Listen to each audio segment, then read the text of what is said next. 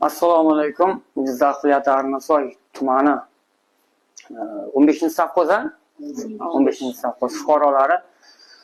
Men o'zim video blogerman. Haqiqatan ham otamizni bemorligini eshitib chaqiruvga yetib keldim. Sizlardan yordam so'ramoqda, iloji boricha, imkoni boricha, qo'ldan kelgancha ehson qilishlaringizni, karta raqamlarini qo'yib o'tamiz. Ehson qilishlaringizni so'raymiz do'stlar. Mana onaxon nima demoqsiz xalqingizga? Men endi xalqimga nima deyman endi.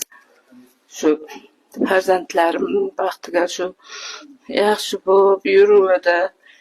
Endi nima qilayin, shu dardga ne bo'ldi endi o'sha bu hech kasal bo'lmagan odam edi.